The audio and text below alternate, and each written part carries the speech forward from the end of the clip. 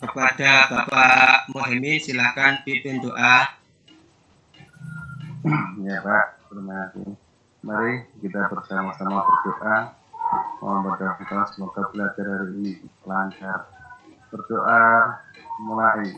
Amin. Bismillahirrahmanirrahim. Alhamdulillah, semoga dengan doa tadi bisa lancar pembelajaran pada pagi hari ini. Bagaimana kabar anak-anak hari ini? Baik Bapak. Alhamdulillah. Sehat Bapak. Alhamdulillah. Alhamdulillah sehat. Allahu Akbar. Luar biasa. Yes. Luar biasa. Sekarang bagus saya tanya kepada anak-anak, ya.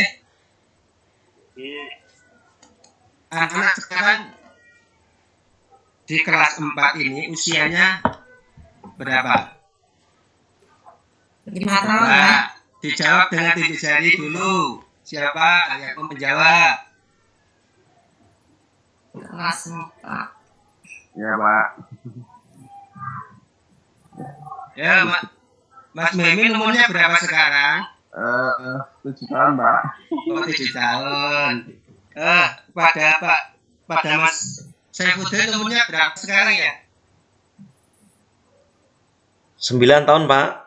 9 tahun. Mbak Mustafira sekarang umurnya berapa? 9 tahun Pak. 9 tahun ya. Itu ada kaitannya dengan pembelajaran pada pagi hari ini, yaitu ada yang tahu tanda-tanda setiap 1 bulan sekali itu wanita akan mengalami apa? Coba siapa perempuan yang bisa menjawab? Ada yang bisa? Head Pak. Pintar untuk Mbak Mustafira. Kemudian untuk ada bulu-bulu di bagian wajah pada laki-laki itu namanya apa? Nah, coba siapa yang bisa menjawab? Bringos Pak. Kumis dan janggut Pak. Jenggot. Oh ya, terima kasih untuk Mas Muhaimin bisa menjawab. Mas Muhaimin, Pak Ustadznya, Ya, kalau manggil ayah, ibu atau abi di rumah? Abi Pak. Abi ya. Abinya Mas Muhaimin itu. Halo bagus, benar bagus. Mohon maaf, RPP-nya sudah di-share belum? Sudah juga? Sudah itu Pak. Mana? Sudah. Belum sampai Pak. Ya nggak ada. Oh. Belum satu pun. Oh, bagaimana ini Pak? Ya, dulu, nanti yang lain aja dulu. Oh ya, lain aja dulu. Pak Gun nggaknya kapan? Tadi malam. Pak Mamalu sudah ada Pak di sistem Pak. Saya lihat belum ada punya Pak Agus ini.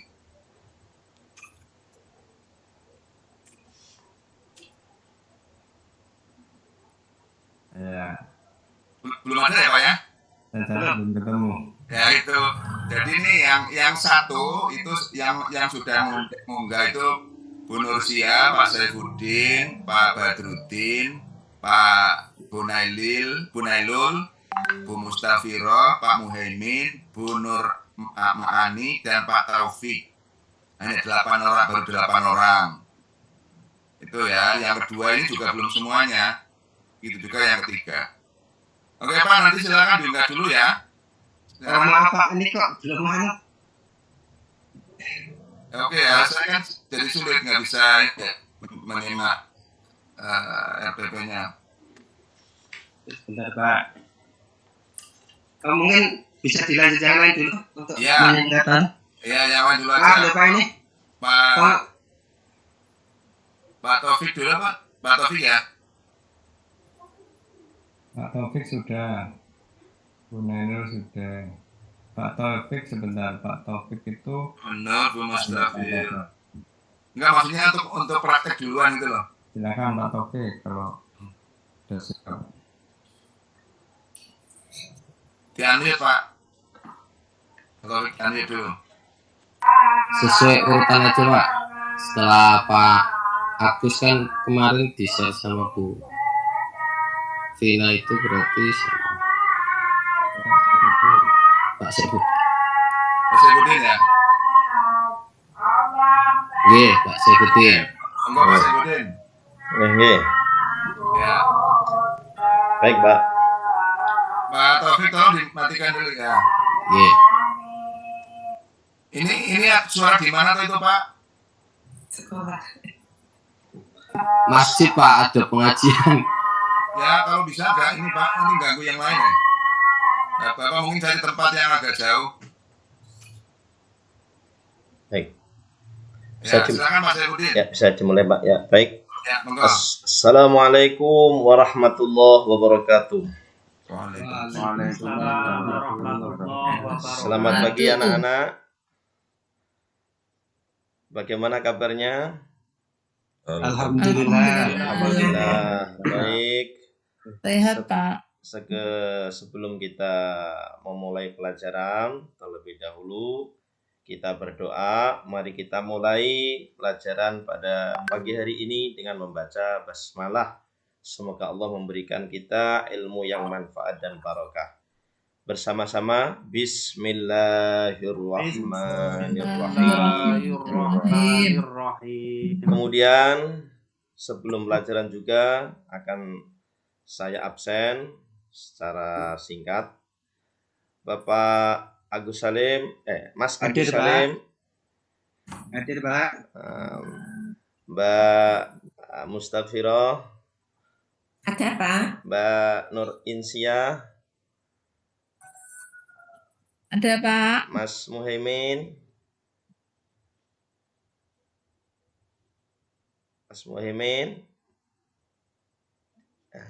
di mana Hadir, orangnya? Pak. Hadir, Mas alhamdulillah. Muhaimin jangan nganu ya, jangan ngelamun ya. Ini saatnya pelajaran ya. Kita harus Iya, Pak. serius. Baik, alhamdulillah anak semuanya hadir semuanya, tidak ada yang absen, tidak ada yang izin. Kemudian saya sebelum pada pagi hari ini kita akan mempelajari masalah bersuci. Kemarin minggu yang lalu sudah tak berikan tugas PR tentang seputar bersuci. Ada beberapa nomor itu tentang pengertian bersuci, kemudian tentang hadas, kemudian tentang najis dan beberapa yang lain. Sekarang hari ini akan saya cek. Kalau memang anak-anak sudah mengerjakan, pasti bisa menjawab. Sebelum nanti kita membahas lebih lanjut. Sekarang langsung saya tunjuk saja kepada Bapak Badrudin. Mas Badrudin. Mas Badrudin, apa yang dinamakan toharah?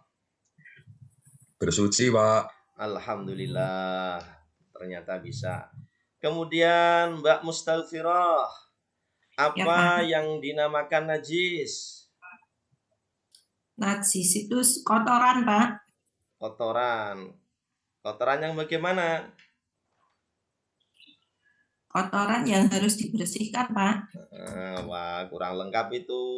Kotoran yang harus dibersihkan dan bisa mencegah tidak sahnya ibadah.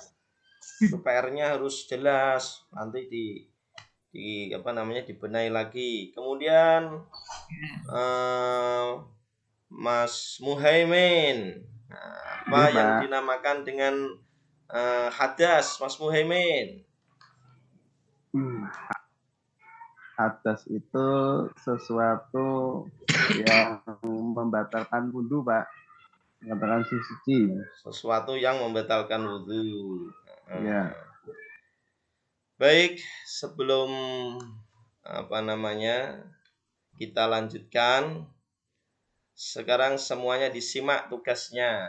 Tugasnya disimak masing-masing. Setelah disimak, dibuka, kemudian ditukar sampingnya untuk kita koreksi.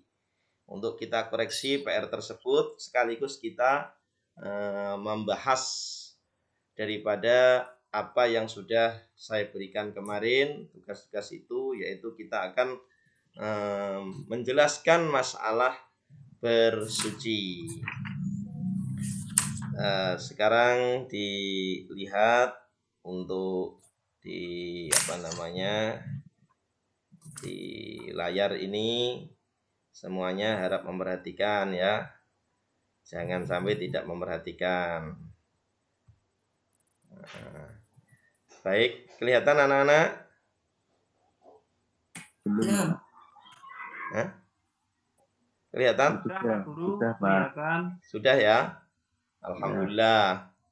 Sekarang akan kita jelaskan di di pagi hari ini. Nanti sekiranya anak-anak nanti ada yang tidak paham, harap diperhatikan pada bagian mana yang tidak paham dan nanti harus bertanya. Kalau enggak bertanya, itu namanya tidak baik. Ya, harus bertanya, wajib bertanya supaya paham. Yang pertama, bersuci dari hadas dan najis. Ya, ini judulnya. Kemudian apa bersuci itu? Bersuci adalah mensucikan diri dari hadas dan najis. Bersuci disebut juga dengan toharah. Bersuci adalah kegiatan yang kita lakukan untuk menghilangkan hadas dan najis, dengan harapan ketika kita nanti melakukan ibadah yang dituntut harus suci, maka bisa dianggap sah. Kemudian ada perbedaan, sama-sama harus disucikan antara hadas dan najis. Hadas adalah keadaan tidak suci pada diri seseorang yang menyebabkan dia tidak menjadi sah ketika melaksanakan sholat atau ibadah yang disyaratkan harus bersuci seperti tawaf, sholat, dan sebagainya. Keadaan, jadi tidak nampak. Kemudian yang kedua adalah najis. Kalau najis itu kotoran, ada wujudnya, walaupun ada najis hukmiyah, tapi pada awalnya nanti itu ada wujudnya, ya, menyebabkan terhalangnya seseorang tidak sah dalam beribadah yang ketika dituntut harus suci.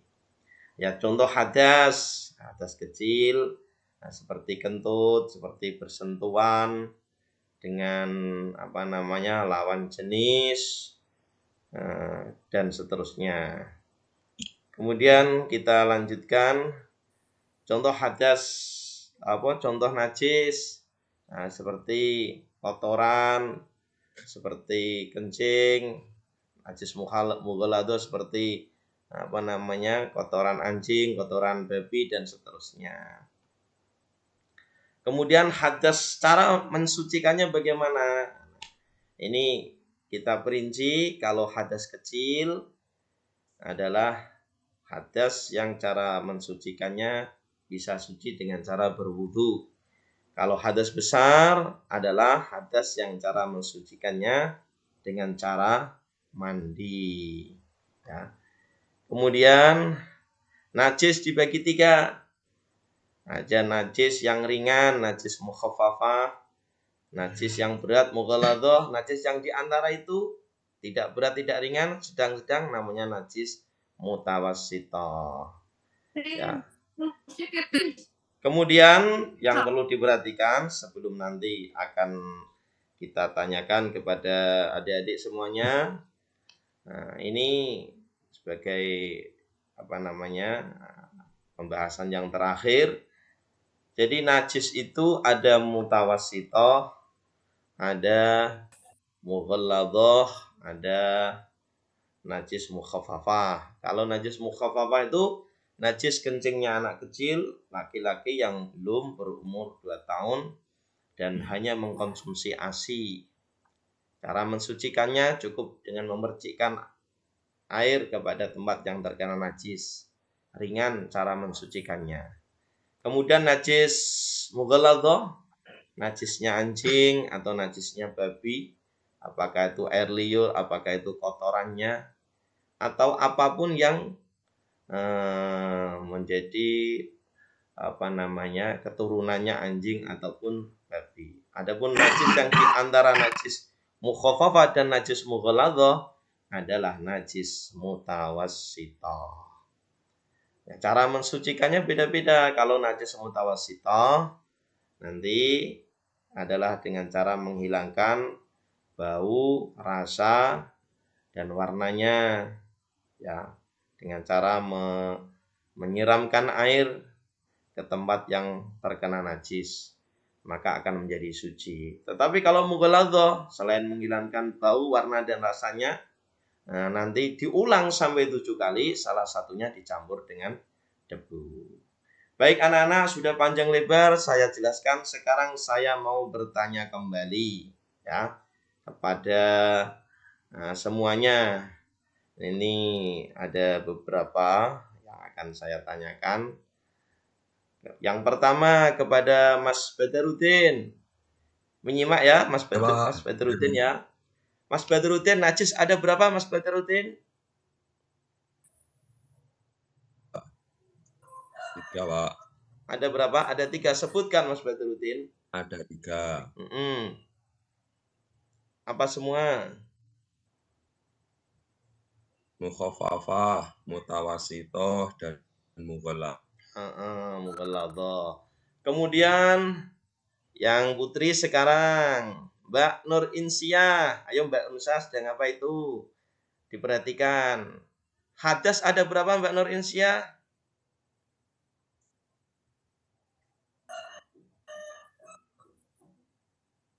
Belum paham, Pak. Loh, Mbak Nur Insyah ini makanya kalau diajar harus diperhatikan, jangan buka yang macam-macam ya. Sekarang Mbak Mustaghfirah. Hadas ada berapa Mbak Mustaghfirah? Ada 3. Loh, hadas loh ya, bukan najis loh. Hadas ada berapa? Ada, Pak. Jangan ngelamun. Ya, hadas kecil dan hadas besar. Ya, nggak boleh ngelamun. Nah, sekarang yang laki-laki. Mas Taufik Ismail, ayo yang ada di belakang paling pol itu Mas Taufik, diperhatikan. Bagaimana cara mensucikan najis mughalladhah? Pakai debu. Debu bagaimana? 7 kali, Pak. 7 kali. Membasuh kali, salah satunya dicampur dengan debu. Alhamdulillah. Yang terakhir, sebelum nanti kita bersama-sama untuk mempraktekkan bagaimana cara mensucikan najis, kita tanya yang terakhir ini kepada Mas Taufik, Mas Ismail ya. Mas siapa itu? Mas Agus Salim ya. Mas Agus Salim, saya kak lupa ya Mas Agus Salim ini. Mas Agus Salim. Bagaimana cara mensucikan hadas besar Mas Agus Salim?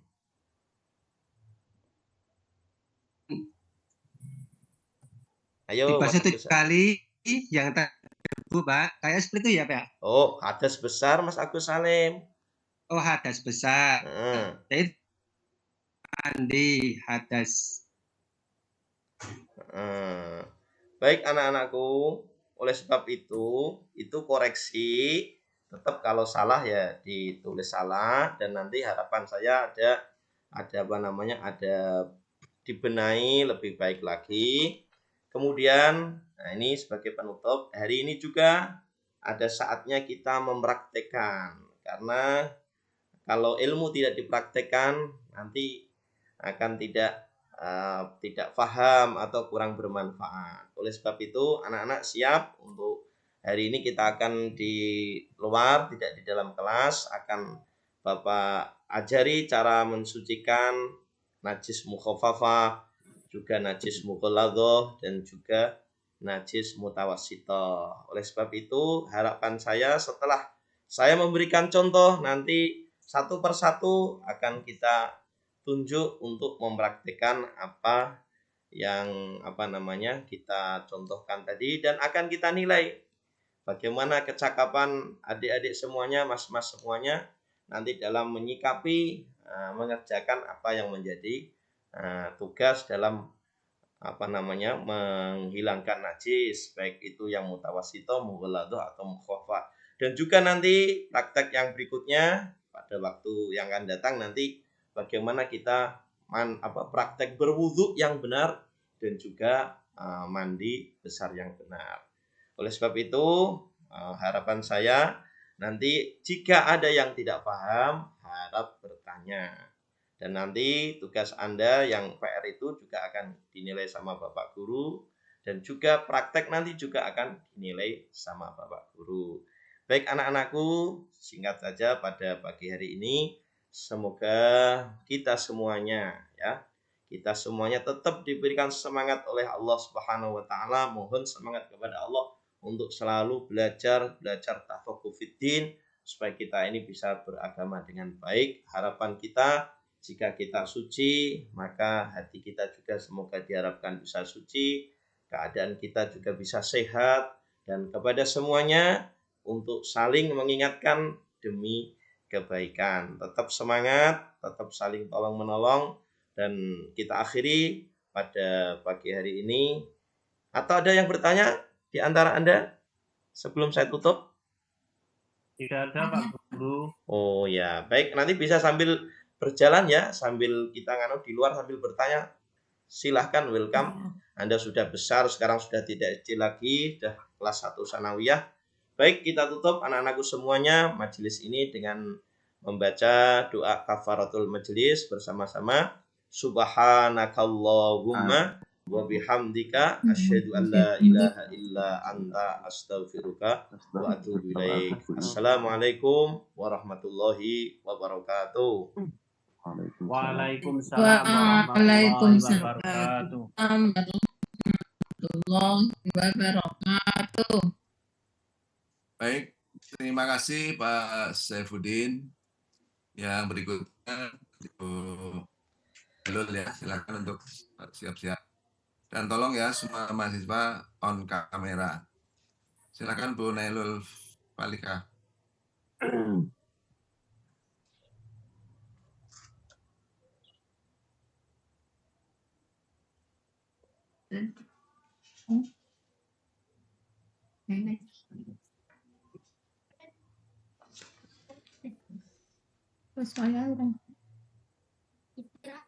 Kembali di kelas 7A.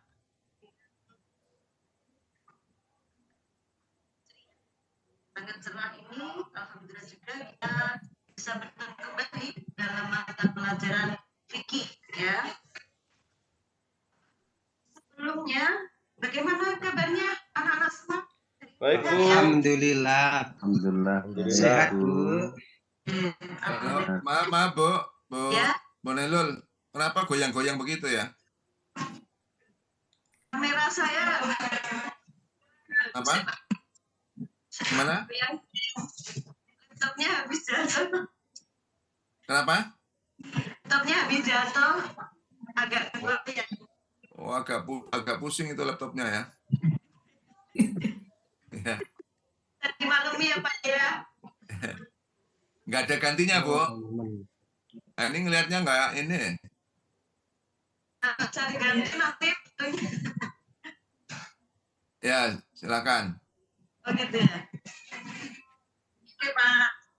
Kita lanjutkan ya semua anak-anak ya.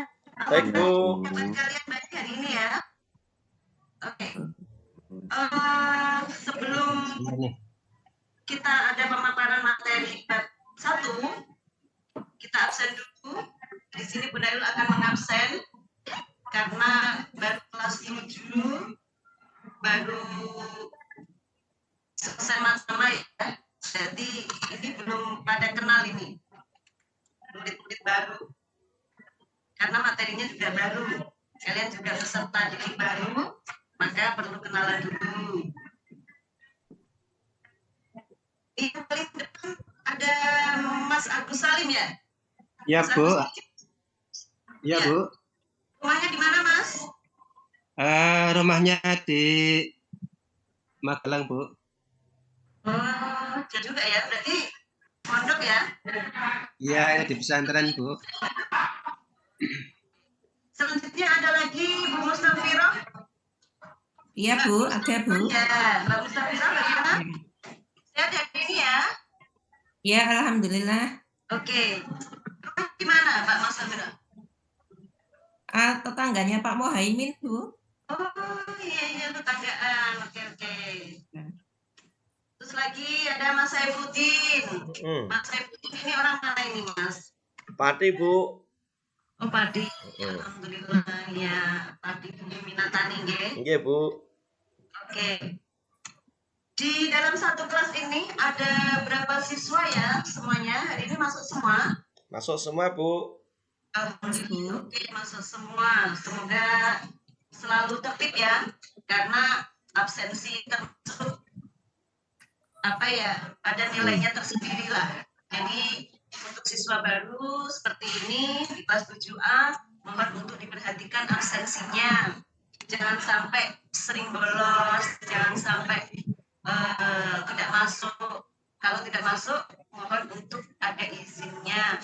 Izin secara resmi misal sakit gitu. Dan oke, ada motivasi buat kalian semua pagi ini bahwa di dalam madrasah kita MTS Sultan Agung ini menggunakan doa-doa yang panjang, diantaranya ada surat Fatihah, ada surat Yasin, ada Asmaul Husna, ada doa orang tua. Tetapi doa ini sudah dibacakan, sudah dibaca dari jam 7.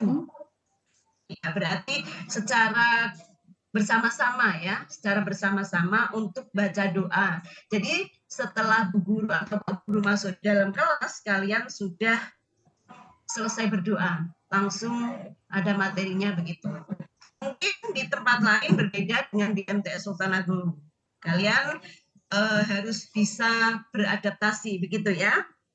Dan Baik, juga, Bu. Iya, dan juga dianjurkan setiap hari bawa buku Yasin, bawa fotokopian Asmaul Husna agar kalian bisa berdoa dengan baik dan benar sesuai dengan tajwidnya, mahrajnya begitu. Jadi tidak ngawur.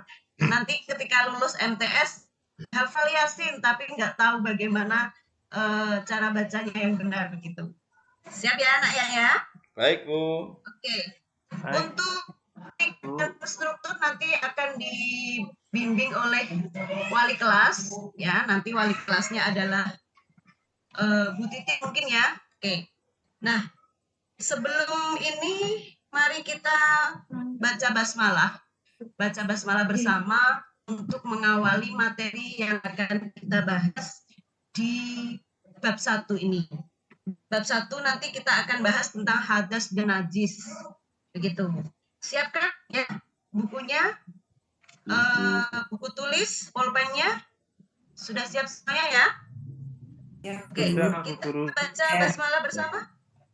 Bismillahirrahmanirrahim. Oke. Bab 1 tentang hadas dan najis. Ya, bab 1 tentang hadas dan najis.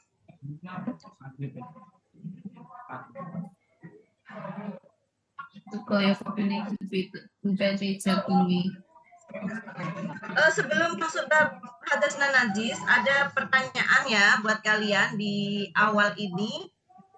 Di awalnya, pertanyaannya, ada tahu nggak ya hadas itu apa? Mungkin yang dari MI sudah pernah dengar ya kata-kata hadas dan najis, tapi yang dari SD mungkin agak asing dengan kata-kata hadas dan najis begitu. Nah, kalau belum mengetahui, maka Bu Nel di sini akan menjelaskan sedikit tentang hadas dan najis. Tapi sebelumnya, apakah satu kelas ini sudah bisa membaca Arab semua? Maksudnya Bu Wijaya semuanya? Ya Bu, Atau insya Allah sudah Bu. sudah ya? Berarti tidak usah dikelompok-kelompokkan ya? Tidak usah Bu. Tidak usah ya, oke. Sudah pernah semuanya atau TPQ semuanya, nggih? Oke Bu, lulus TPQ Oke, Bu. siap. Berarti enak ngajarnya karena sudah bisa baca tulis Al-Quran. Iya. Sebelumnya ada yang mau ditanyakan atau bagaimana? Lanjut materi? Ya, Bu. Ya, Bu. Oke. Tadi Bu Nailul di awal sudah ada pertanyaan, apakah yang dimaksud dengan hadas kecil? Nah, hadas kecil ini adalah hadas yang disucikan dengan cara melakukan wudhu. Wudhu ini di materi SDMI ya, DNI. Ada tayamum ataupun mandi besar. Mandi besar ini bisa dikatakan dengan junub atau istilahnya junub gitu. Jadi perkara-perkara yang membatalkan wudhu merupakan bagian dari hadas kecil. Nah, itu hadas kecil. Nah, perkara-perkara yang termasuk hadas kecil ada 5 di sini. Yang pertama, keluarnya sesuatu dari 2 jalan. Ini kok maaf ya, ini kok nggak ada penampakan ini kemana ini yang ngomong siapa ini? Ada siswa. Iya saya Sinyalnya. Pak. Sinyalnya. Oh nggak ada penampakan. Saya di depan laptop masih. Oh ya tapi nggak nampak. Oh nggak nampak. Nggak nampak.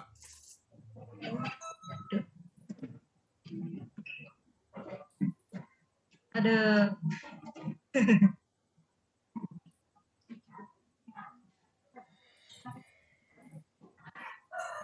Lanjut Pak ya? Ya nampakkan dulu Bu, kalau enggak ya nggak usah.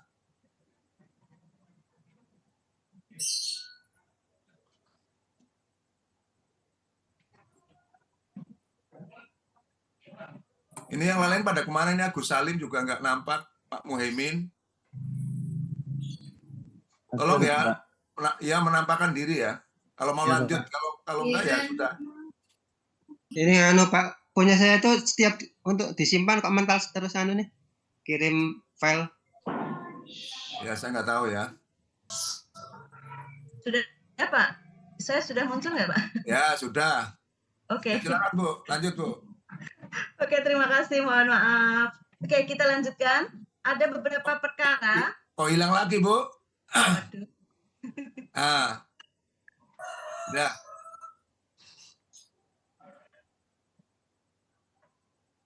Ya silakan. Oke. Anak-anakku kita masih fokus ya di dalam materi bab 1 ya. Oke. Perkara-perkara yang termasuk hadas kecil yaitu 1, ketika keluarnya sesuatu dari 2 jalan, yaitu bubul dan dubur. Seperti apa? Kotoran manusia, air kencing, madi, wadi. Nah, ini adalah termasuk perkara hadas kecil. Yang kedua, tidur. Yang ketiga, ketika hilang akal atau sedang mabuk atau stres atau ayan ya, akalnya hilang. Yang keempat, menyentuh alat kelamin. Baik punya milik sendiri ataupun miliknya orang lain. Ini akan membatalkan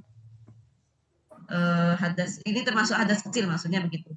Yang kelima, bersentuhan dengan lawan jenis tanpa ada penghalang, kulit langsung kulit begitu. Itu hal-hal yang termasuk hadas kecil.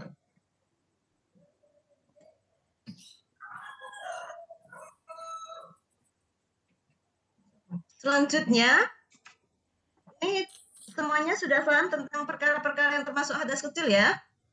Belum Bu. Masih ada yang bingung Bu. Di bagian mana?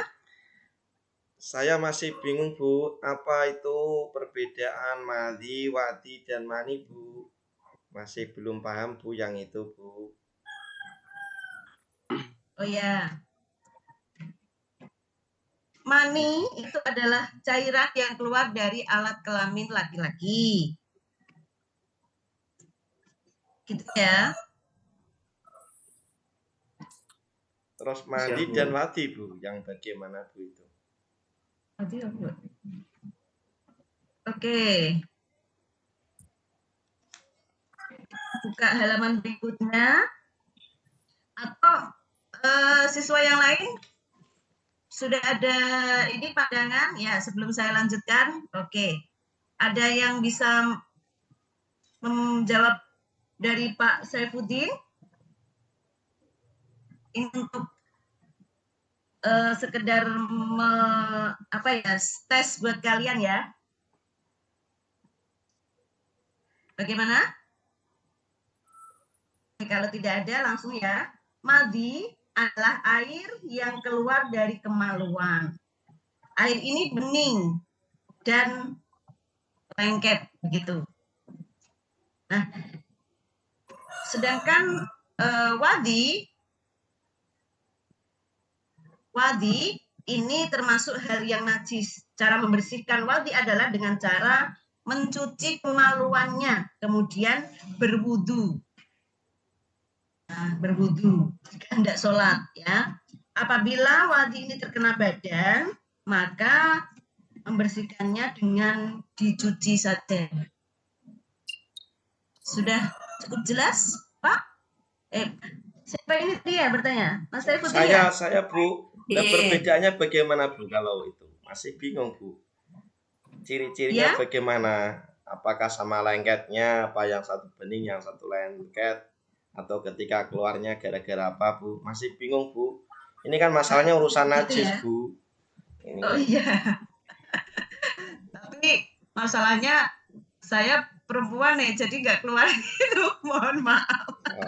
Oh gitu, Bu, ya, nggih. Iya, nah kita jelaskan lebih lanjut di bab berikutnya aja gitu, ya. Oke, sangat kreatif sekali anak-anak zaman sekarang. Beda dengan anak-anak zaman dulu. Kalau zaman dulu bahas-bahas kayak gini agak-agak malu gimana itu ya. Kalau anak-anak sekarang lah sungguh kreatif sekali. Begitu. Ya, selanjutnya bagaimana cara untuk mensucikan diri hadas kecil? Siapa yang tahu ini?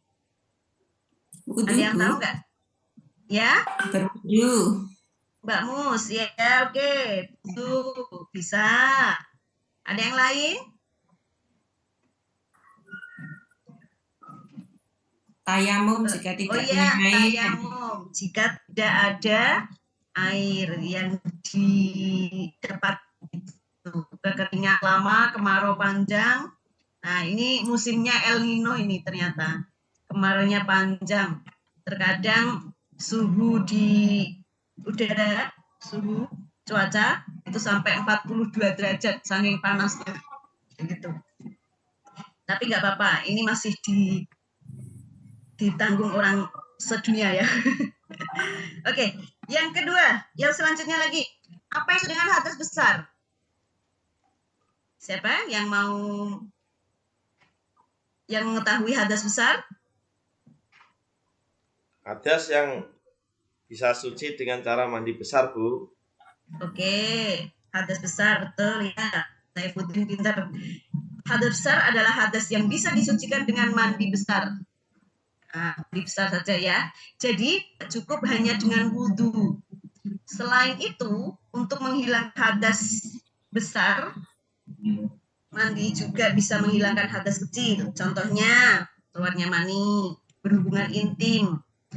Maksudnya adalah berhubungan suami istri ya, bertemunya buah zakar ke farji.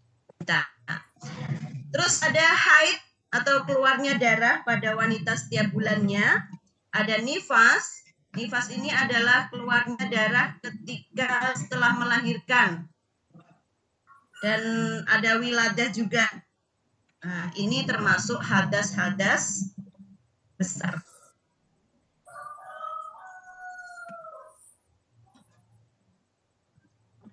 Oke, selanjutnya. Nah, ini ada lagi pertanyaan buat kalian. Sebutkan macam-macam najis. sebutkan macam-macam najis. Ayo, ini Najis. Saya, Bu. ya. Mas Saifuddin lagi. Oke, ini Mas Saifuddin agak jenis juga ya. Ini bisa ranking 1 kali ya nanti di akhir episode. Sesuai idola itu, Bu. Luar biasa ya, jenius. Oke. Memang orang Pati ini agak-agak jenius ya kali ya. Oke. Iya. Apa saja Mas Saifuddin? Macam-macam najis?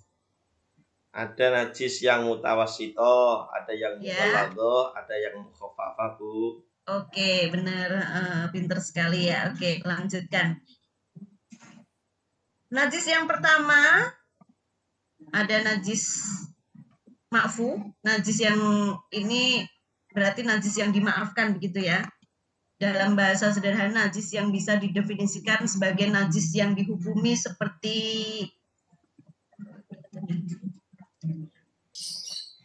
karena memiliki kadar yang sangat sedikit. Jadi apabila terkena najis ini, kita tidak perlu melakukan aktivitas bersuci.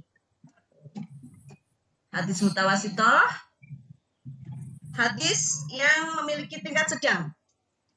Contohnya seperti darah, seperti nanah, air seni orang dewasa maksudnya, dan lain-lain. Bagaimana cara mensucikannya najis mutawasitoh ini adalah dengan cara menyiramnya dengan air sehingga hilang sifatnya, hilang baunya, hilang warnanya, gitu.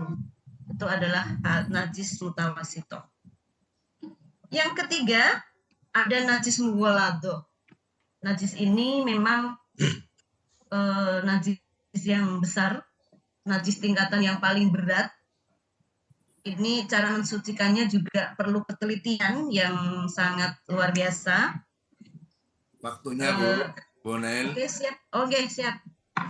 Najis ini termasuk adalah jilatan anjing. Bagaimana cara mensucikannya? Dengan cara menyiramnya 7 kali. Tapi salah satunya dicampur dengan debu atau pasir. Begitu. Itu adalah ketiga najis yang kita ketahui. Oke. Alhamdulillah untuk materi hari ini kita cukupkan sekian.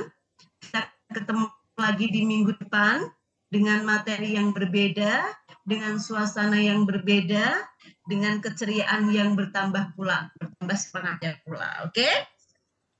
See you next week. Sehat-sehat buat kalian. Semoga hari ini ilmunya bermanfaat. Amin. Kalian semuanya menjadi anak-anak yang solih. Oke, birrul walidain. Oke, ya. Amin. Dari Bu Nailul, sampai ketemu lagi. Assalamualaikum warahmatullahi wabarakatuh.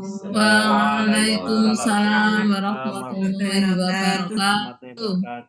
Baik, terima kasih Bu Nailul Falihah. Berikutnya Pak Saifuddin. Sudah, Pak, ini punya saya. Maaf, Pak. Dari tadi, Pak Saifuddin, sorry. Pak Taufik Taufik, Ismail. Pak Taufik ya. Silakan Pak Taufik.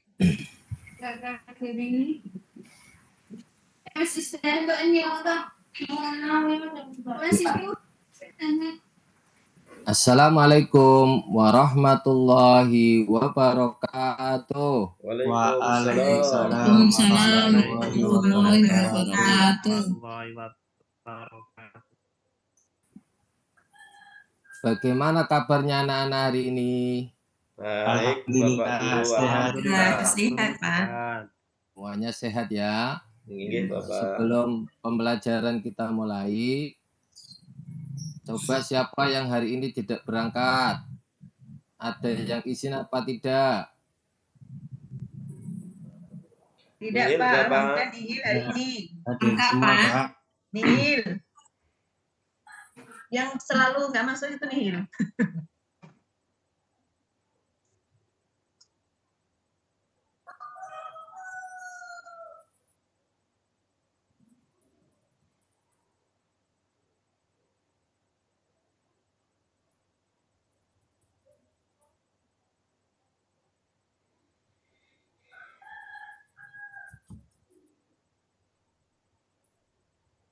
Selanjutnya, Suaranya, Pak.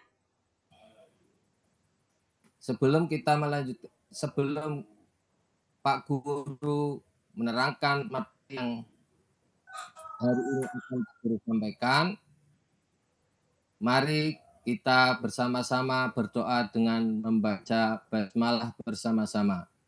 Bismillahirrahmanirrahim.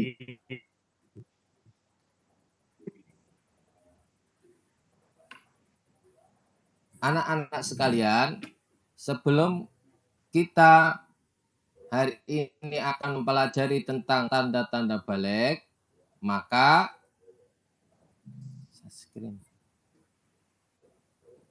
kita, Pak Guru akan menyampaikan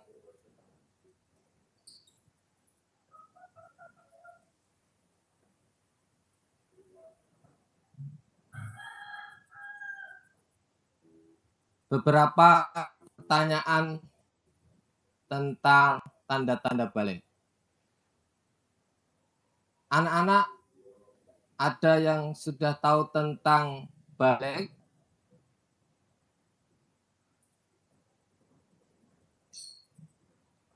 Tandanya berarti Cukup harus umur. cepat, Pak. Bagaimana? Cukup umur, Pak. Oh, cukup umur. Harus sholat, Pak. Harus sholat. Ya. Kemudian tanda-tanda balik bagi anak laki-laki apa? Ayo coba. Sudah dihitan. Sudah dihitan, Pak. Sudah dihitan. Oke. Coba yang lain. Ada kumis, Pak. Sudah umur 15 tahun ya? Tanda-tanda balik mimpi Sudah basah. mengeluarkan sperma, Pak. Ya, baik. Semuanya sudah bisa menjawab. Kemudian untuk sebelum Pak Guru melanjutkan pembelajaran hari ini, ya, kalian semua harus semangat untuk belajar dan ketika kalian belajar harus bersungguh-sungguh agar ke depan menjadi anak yang pintar dan berhasil untuk meraih cita-cita. Iya, Bapak. Pak. Tujuan pembelajaran kita hari ini adalah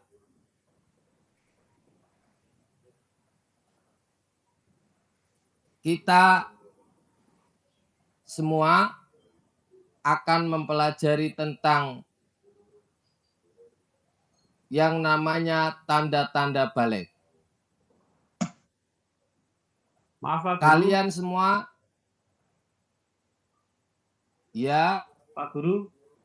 Maaf, izin ke ya, kamar mandi, Pak Guru. ya. Ya. Mas Normaani mau ke belakang, silakan. Ya, Pak. Pak Guru lanjutkan.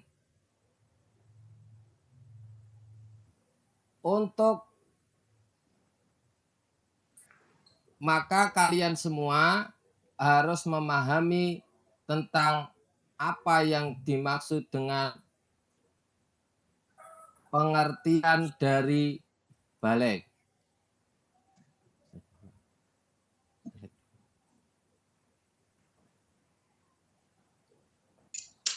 Nah, tanda-tanda balik untuk mengetahui tujuan pembelajaran kita yang selanjutnya adalah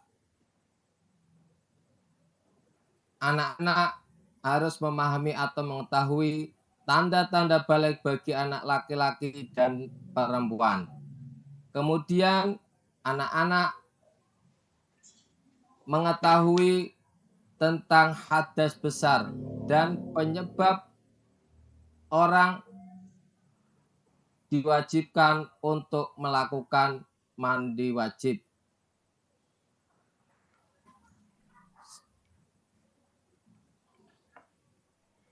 Dan yang terakhir, nanti anak-anak akan membuat sebuah mind mapping atau tanda-tanda balik dengan menggunakan peta konsep.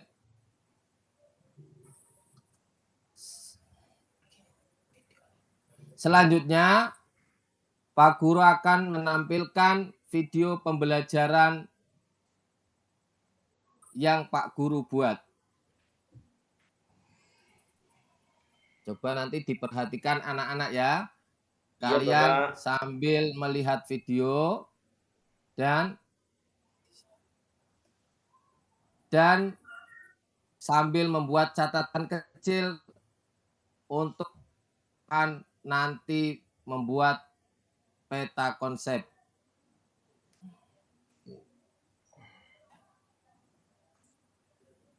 Sebentar, sambil menunggu.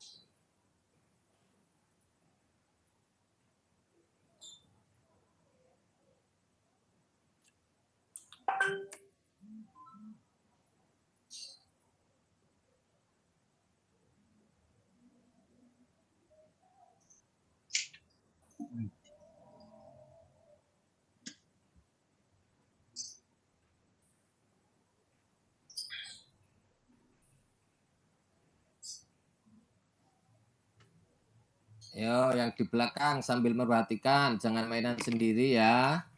Iya, Bapak. Ya, Pak. Ya, Pak.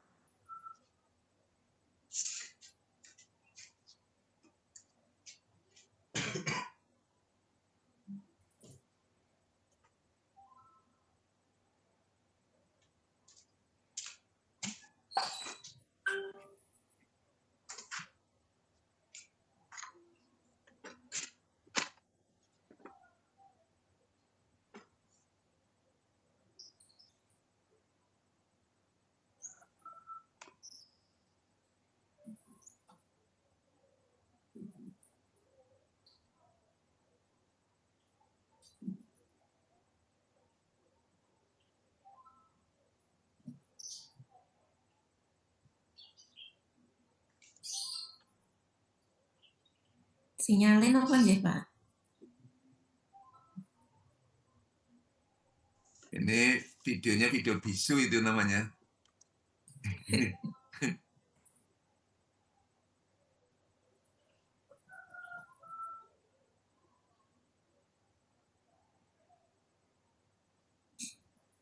Wis.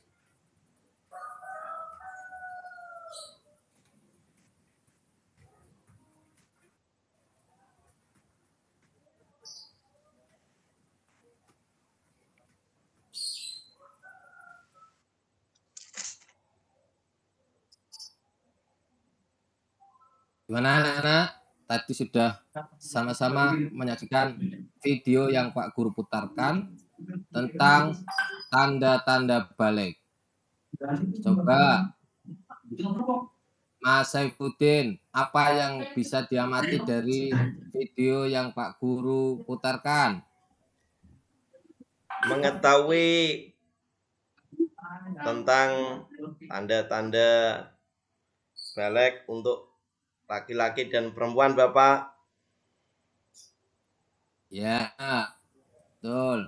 Terus yang lainnya coba Mbak Mustafiroh. Iya, Pak. Sudah head, Pak. Ya. Selanjutnya Mbak Nur Insia, coba ayo. Ya, Pak.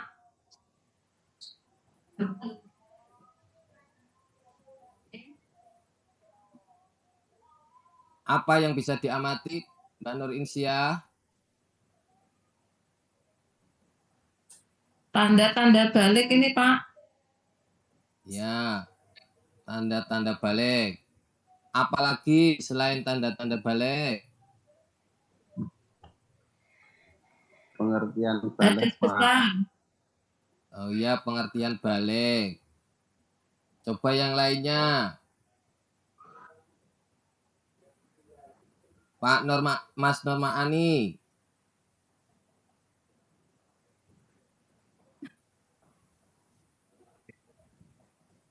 Ayo apa yo?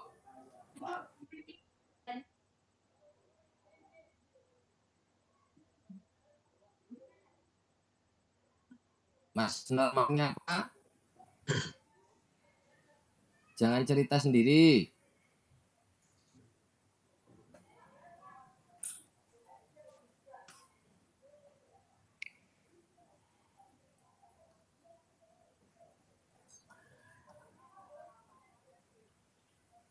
Coba yang lain.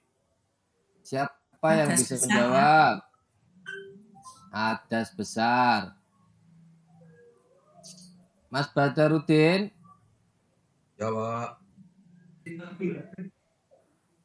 Apa yang bisa diamati dari video yang Pak Guru putarkan? Lupa, Pak. Lupa tadi mainan sendiri ya? Ya, Pak. Maaf. Ya. Selanjutnya. Ini kok Mas Agus Salim. mental terus. Iya. Mas Agus Salim.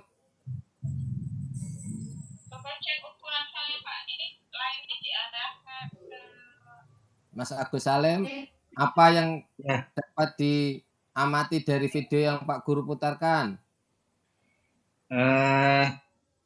Tanda-tanda balik, Pak.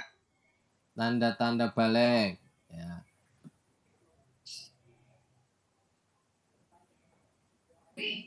Jadi anak-anak Mbak.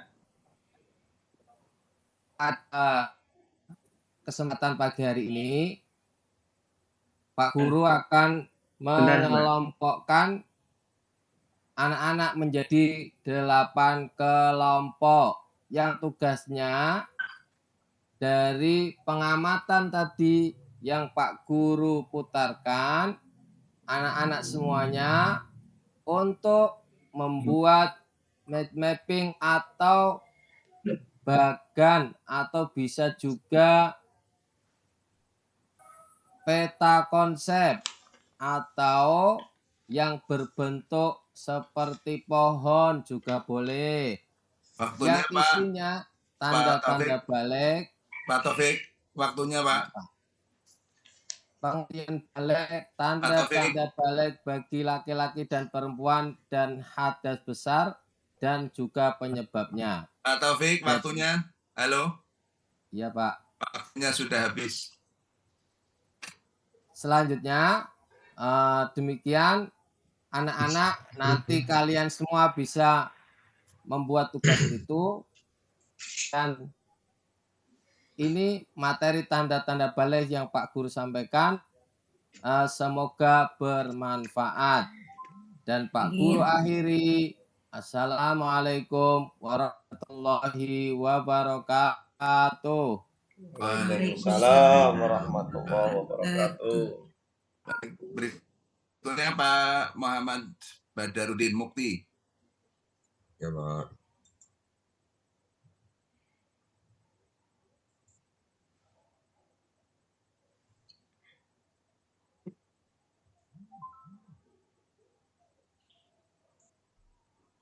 Waktunya 15 menit ya Pak Badarudin ya, tolong ya dicatat. Ya Pak, ini mau mencoba merekam. Ya.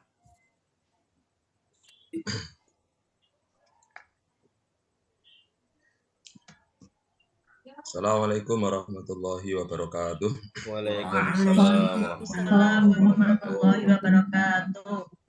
Alhamdulillahirrahmanirrahim. Wassalatu wassalamu ala asyrafil anbiya'i wal mursalin wa ala alihi wa ashabihi ajma'in. Anak-anakku yang berbahagia, yang saya hormati, pada kesempatan pagi hari ini kita bertatap muka kembali untuk melanjutkan pelajaran fikih dari kelanjutan kemarin. Sebelumnya, apa kabar anak-anak sekalian? Baik, Pak. Alhamdulillah sehat, Pak.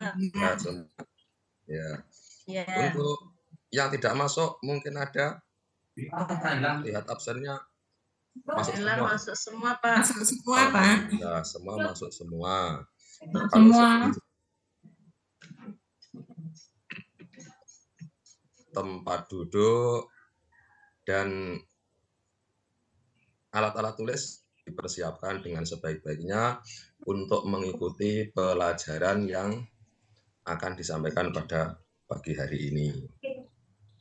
Sudah rapi, kita awali pelajaran pagi hari ini dengan bacaan basmalah. Harapannya semoga mendapatkan ilmu yang bermanfaat. Bismillahirrahmanirrahim. Anak-anakku semua yang berbahagia, untuk materi pada kesempatan hari ini adalah materi perkara yang bisa membatalkan sholat. Sudah kelihatan untuk tayangan? Belum, Pak. Nah, ini materinya nanti, yaitu perkara yang membatalkan sholat. Sebelum saya lanjut, saya mau tanya kepada anak-anak semuanya, apa saja perkara yang membatalkan sholat? Yang tahu? Berbicara ketika sholat, Pak. Ya, apa saja? Kentut. Ya. Terus. Bergerak 3 kali atau lebih. Bergerak 3 kali atau lebih. Selanjutnya, coba lagi saya bertanya singkat, apa itu batal?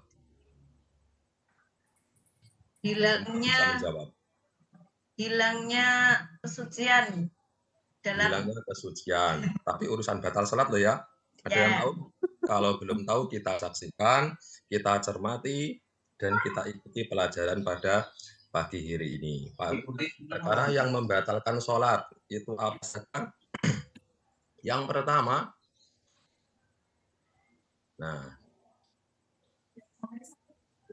berbicara dengan sengaja. Berbicara dengan sengaja dalam keadaan sholat itu bisa membatalkan sholat. Jadi, untuk bicara itu ketika di luar sholat itu tidak bermasalah ketika nanti kita sudah mengucapkan Allahu Akbar, seperti keterangan yang sebelumnya seputar keterangan sholat, yang di situ diharuskan dalam rukun pertama kali adalah takbiratul ihram, maka orang tersebut sudah diharamkan untuk berbicara. Jadi, ketika nanti dalam sholat kok berbicara dengan sengaja, maka sholatnya menjadi batal.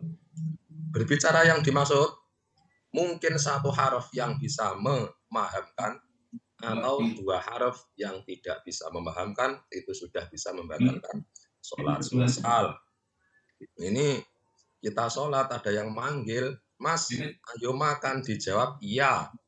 Ya itu satu harf saja.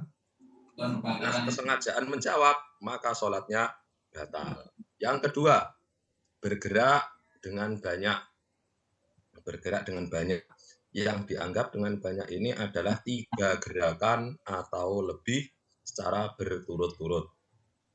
Semisal tangan, pergerakan kepala, pergerakan kaki, digerakkan bersama, ini menjadi batal sholatnya, atau dari satu anggota badan bergeraknya 3 kali berturut-turut, semisal tangan. Ini 3 kali berturut-turut, ini bisa membatalkan sholat. Berikutnya adalah berhadas. Jadi sebelum saya lanjut ke yang berhadas, yang kedua tadi bergerak dengan banyak, maksudnya 3 gerakan badan bersama atau 1 gerakan badan 3 kali berturut-turut. Kemudian membatalkan sholat lagi, yaitu berhadas. Ini karena judulnya membatalkan sholat, ada sedikit perbedaan dengan tadi atau yang kemarin pembahasan berhadas, yang mana syaratnya sholat itu adalah suci dari hadas kecil ataupun hadas besar, juga bersuci dari najis. Nah, ketika dalam melaksanakan sholat, itu mungkin saja dalam keadaan kita sholat, itu terdapat atau hadas yang baru datang. Misal, tengah-tengah sholat, untuk otomatis sholatnya batal. Atau mungkin di tengah-tengah sholat terjadi sesuatu yang menyebabkan hadas lagi. Contohnya disentuh orang yang bukan mahramnya dalam keadaan sholat, otomatis sholatnya batal. Lanjut untuk perkara yang membatalkan sholat yang keempat. Ini adalah meninggalkan salah satu rukun dengan sengaja. Meninggalkan salah satu rukun dengan sengaja. Kemarin di pembahasan pertama, kita sudah dikenalkan, kita sudah memahami hal-hal yang menjadi rukunnya sholat. Rukun sholat ada berapa? Ada yang masih ingat? Yuk, rukun sholat 13, Pak. ada 13. Yang lain ada berapa? Ada yang 17, lain sebagainya. Kadang memang kelemahan kita itu tahu itu rukun, cuma hitungannya memang belum hafal. Satu contoh saja, sekarang membaca Fatihah. Membaca surat Fatihah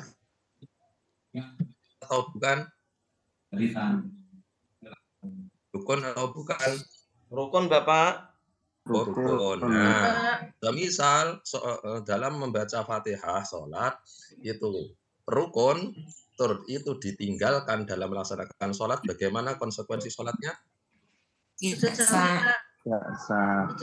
Atau batal ketika Fatihahnya tidak diulang. Dalam sholat tidak rukuk, itu juga sama.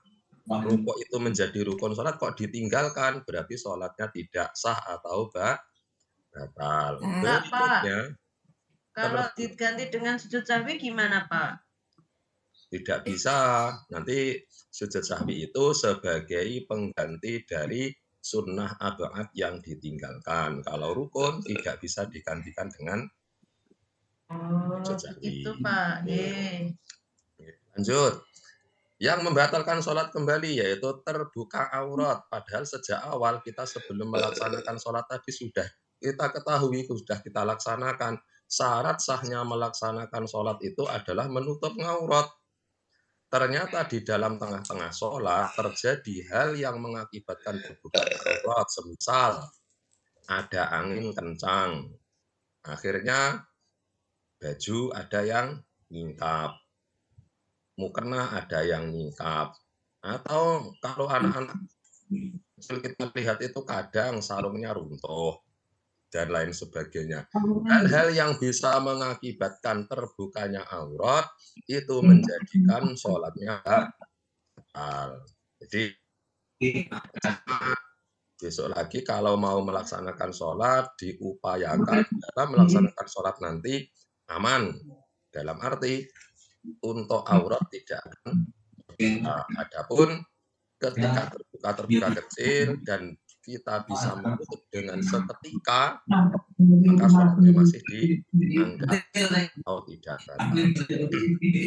Ya, saya lanjut. Untuk yang membatalkan sholat lagi, meninggalkan kiblat, meninggalkan menghadap kiblat.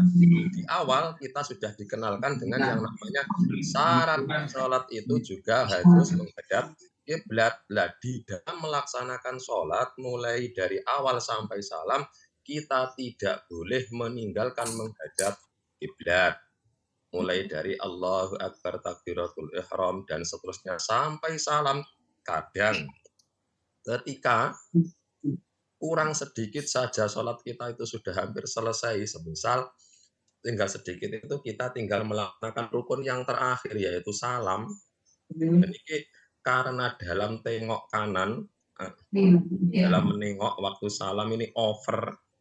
Nah, over ini menjadikan dada kita berpaling dari kiblat. Ini nanti bisa mengakibatkan sholatnya batal karena keharusan atau kewajiban mulai dari awal sholat sampai akhir itu harus menghadap kiblat. Seperti dalilnya, idza qumta ila sholati fasbihil wudu'a tsumma astaghfiril qiblata fakabbir. Jadi dalilnya seperti itu. Mulai awal sampai akhir harus senantiasa menghadap kiblat. Dan yang dianggap menghadap kiblat dalam urusan sholat apa? Ada yang tahu? Menghadap kiblat dalam urusan sholat yang dianggap adalah dada, Bapak.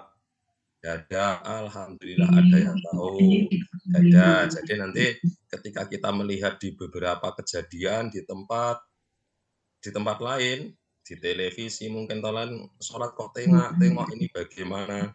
Nah, ini adalah kajian kita untuk mengetahui apakah itu membatalkan sholat atau tidak. Nah, sekarang kita bahas meninggalkan menghadap kiblat itu bisa membatalkan sholat. Yang dianggap menghadap kiblat adalah dada, bukan wajah, bukan lutut, atau bukan yang lainnya, yaitu dada. Lanjut. Mengubah niat. Di tengah-tengah sholat kok ada perubahan niat, semisal ya awalnya usolli fardhu zuhri, berniat sholat zuhur. Di tengah sholat, wah malas, sekarang saya niati olahraga saja.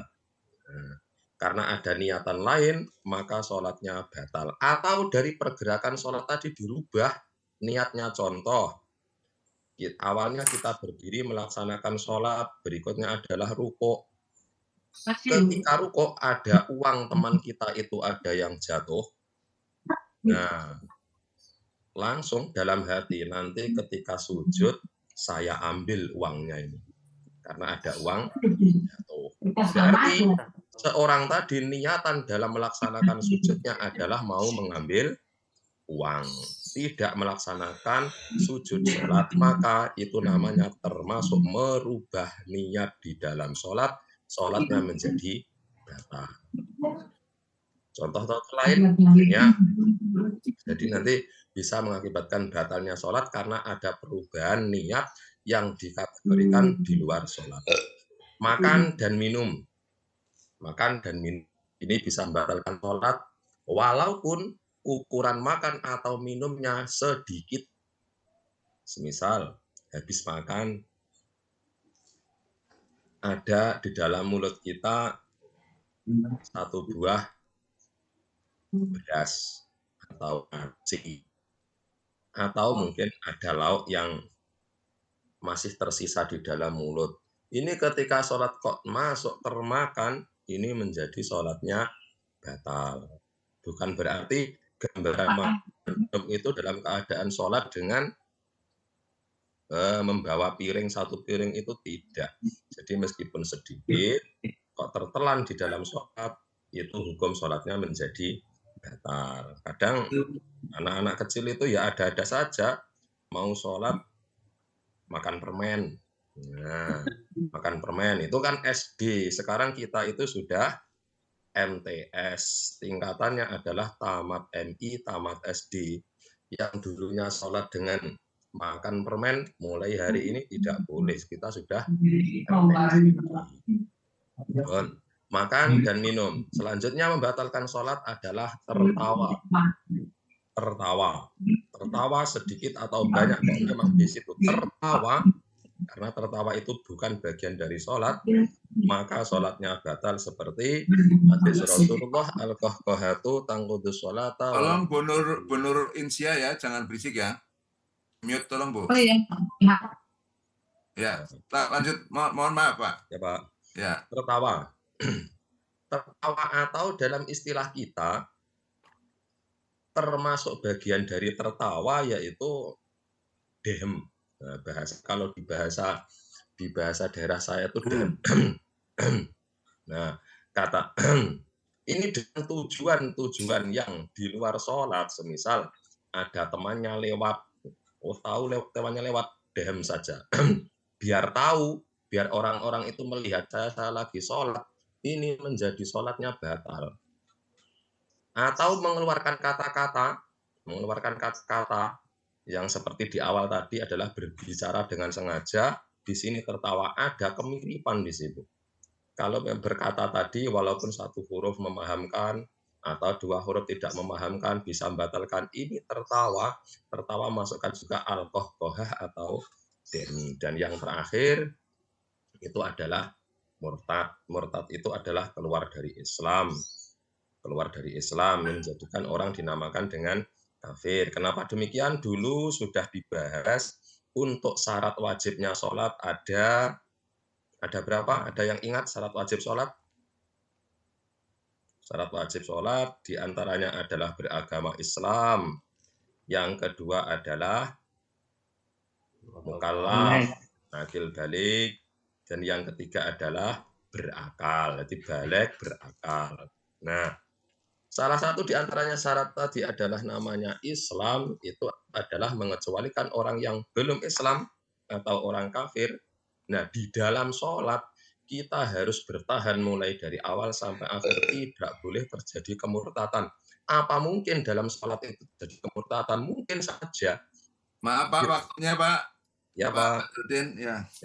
Di tengah-tengah sholat, semisal kita ragu-ragu dengan adanya Tuhan, adanya Allah, maka itu bisa menjadikan sholat kita batal. Kenapa? Termasuk kategori murtad.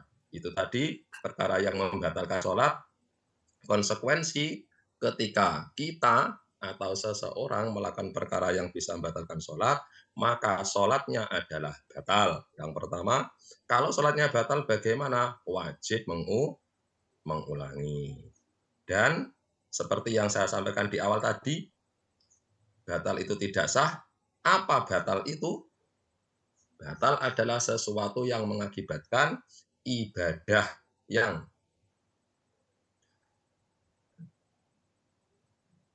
dilaksanakan ini bisa terhenti atau tidak boleh dilanjutkan. Itu definisi dari yang namanya batal. Itu untuk penjelasan perkara yang membatalkan sholat. Mungkin dari seputar penjelasan ada yang ditanyakan. Coba saya atas kembali.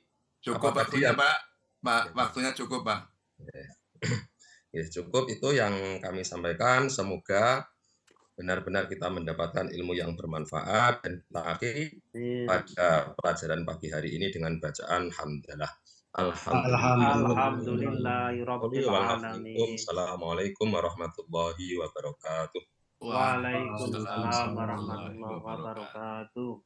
Baik, terima kasih Pak Badrudin yang telah menyampaikan materinya. Ini Mas Pak sudah ini ya, Pak Agus Salim sudah ngirim ya? Sudah sampai situ Pak. Ya, silakan Pak. Waktunya 15 menit ya. Ya Pak.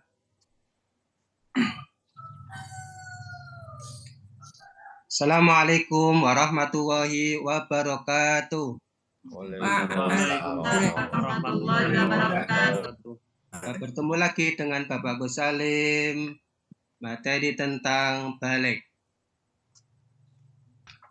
Balik ini sangatlah penting kaitannya dengan siswa kelas 4 karena untuk menghadapi masa balik yang usia kelas 4 sampai 5, 6 nanti yang akan datang, pasti anak-anak cepat atau lambat pasti akan menghadapinya.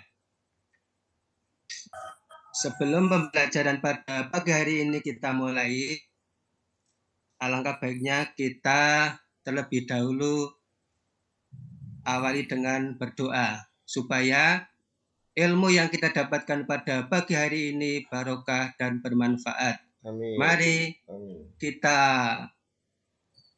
awali pembelajaran pada pagi hari ini dengan bacaan basmalah bersama-sama. Bismillahirrahmanirrahim. Saya mau tanya, bagaimana kabar anak-anak hari ini? Baik, Bapak. Alhamdulillah. Sehat, Pak. Ya, terima kasih. Sehat ya. Pak Gus lihat hari ini masuk semua ya, karena bangku semuanya penuh, tidak ada yang kosong. Ya. Coba sekarang Pak Gus tanya, sekarang anak-anak usianya berapa ya? Coba. 9 tahun, Pak. 9 tahun. Coba Pak Saifuddin sekarang umurnya berapa Pak Saifuddin? 9 tahun, Bapak. 9 tahun. Pak Bahrudin berapa Pak? Berapa Mas Bahrudin? 9 tahun setengah, Pak. 9 tahun setengah ya. Itu ada Bu Nur Insia, ada Mbak Nur Insia, itu sekarang usianya berapa ya? 9, Pak. 9 tahun. Ya. Nah, sekarang Pak Agus tanya lagi. Dalam setiap 1 bulan sekali itu wanita akan mengalami apa kira-kira ya? Coba yang jawab perempuan karena yang ini ada kaitannya dengan perempuan. Coba siapa yang mau jawab? Pak. Pinter untuk Mbak Mustaufira. Kemudian yang ada kaitannya dengan laki-laki. Sekarang Pak Gus tanya, ada bulu atau rambut di bagian wajah. Coba apa namanya Pak Muhaimin atau Pak Saifuddin yang mau jawab? Silahkan. Ya, ada tumbuh kumis sama rambut jenggot, Pak. Oh ya, tumbuh kumis dan rambut jenggot. Pintar untuk Mas Muhaimin. Sekarang coba Pak Gus mau menayangkan materi untuk hari ini ya. Sudah tampak Pak? Belum, Pak. Belum, Pak. Oh, sudah. Sudah? Ya. Ya, ini materi yang akan kita pelajari pada pagi hari ini ya, yaitu tentang tanda-tanda balik. Pengertian balik. Menurut bahasa, balik secara bahasa berasal dari kata balaghah yang artinya yaitu sampai. Kemudian menurut istilah artinya sampai usia seseorang pada kedewasaan.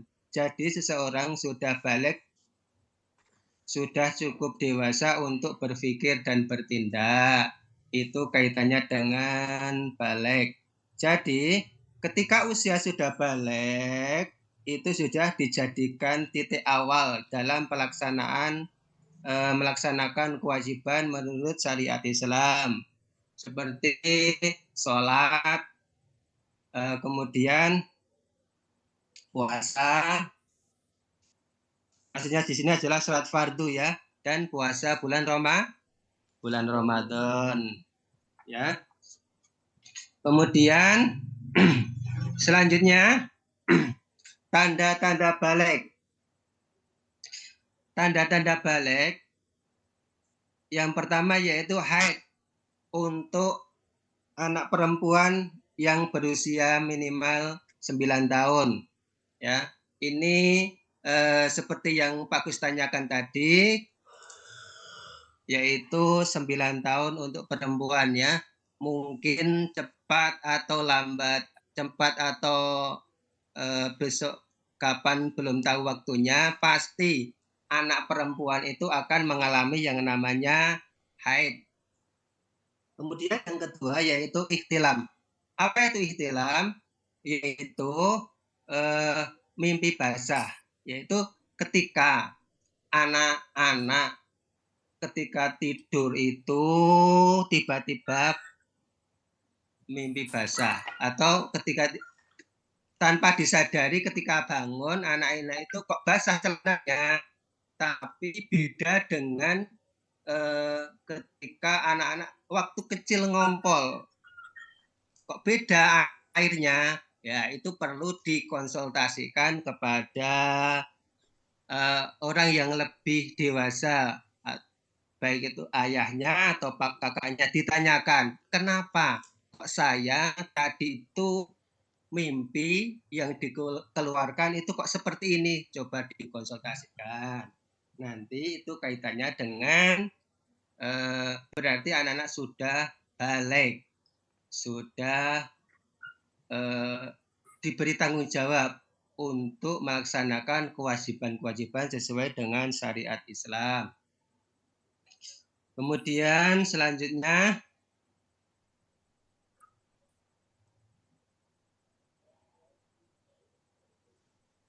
ini setelah balik itu ada yang namanya mukalaf. Ada anak atau orang sudah balik tapi tidak dikatakan mukalaf. Kenapa? Ada yang tidak berakal atau mungkin ada gangguan jiwa, orang gila. Itu sudah memenuhi syarat untuk sudah balik, sudah mimpi basah, sudah haid, tapi tidak dikatakan mukalaf. Kenapa? Karena ada gangguan jiwa, ada gangguan jiwa yang membuat mereka itu tidak bisa membedakan mana yang baik dan mana yang buruk. Kemudian nanti ketiga yaitu telah sampai dakwah kepadanya.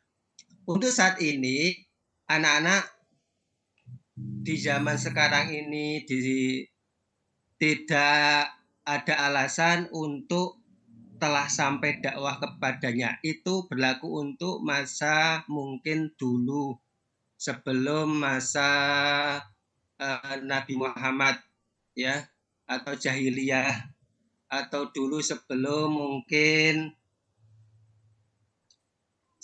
dakwah Rasul sampai kepada umat-umatnya. Tapi untuk saat ini mungkin anak-anak bisa mengetahui kedewasaan atau mengetahui syariat Islam melalui pengajian-pengajian, melalui madrasah di sekolah dan lain sebagainya. Itu untuk yang ketiga, itu tidak ada alasan untuk dakwah sampai kepadanya. Jadi mungkin yang perlu anak-anak ketahui tentang mukalaf yaitu cuma dua ya, satu balik, dua berakal sehat. Kemudian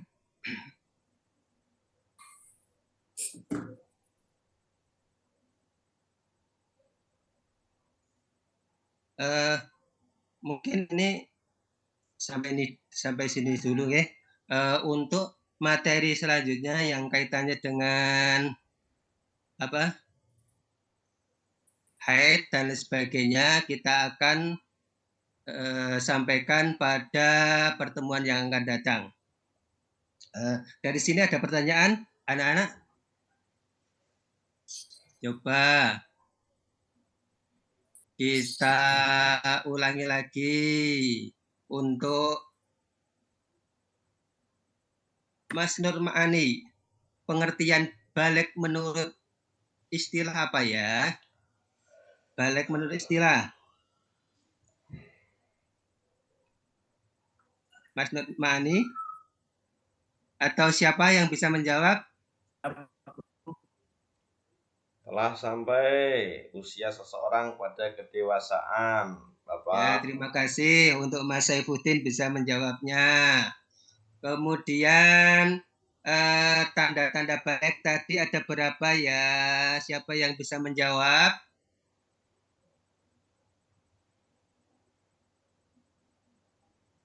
Ada 3. Ya, yang satu adalah haid, yang kedua adalah ihtilam, yang ketiga adalah sudah mencapai usia 15 tahun. Supaya anak-anak itu di kelas bisa aktif, Pak Agus akan membagi beberapa kelompok. Karena di kelas 4 itu ada 20, maka Pak Agus akan membagi menjadi 4 kelompok. Dalam pembagiannya, menghitung anak dari depan, urut dari kanan, yaitu sampai 1 sampai 5. Setelah itu kembali ke 1. Ya, coba Pak Agus saya bantu mulai dari depan sebelah kanan, berhitung. Coba 1 sampai 5, kemudian kembali 1 lagi ya. 1 mulai dari Mas Saifuddin. 1. Ayo. Kemudian lanjutannya 2, ayo. Ya. Lanjutannya siapa lagi? 4. 5. Terus setelah itu sampai ke belakang gitu nggih. 1 sampai 5, kembali 1 lagi, sampai 5, kembali 1 lagi. Setelah itu berkumpul sesuai dengan nomornya. Berkumpul sesuai dengan nomornya. 1 dengan 1, 2 dengan 2, 3 dengan 3, 4, 5 dan 5. Setelah itu Pak Agus akan memberikan lembar pertanyaan untuk yang dijadikan diskusi. Sudah ya. Nanti setelah selesai mengerjakan tugas, nanti Pak Agus tunggu. Setelah itu salah satu dari ketua kelompok menyampaikan hasil dari diskusinya, hasil dari pekerjaan kelompok.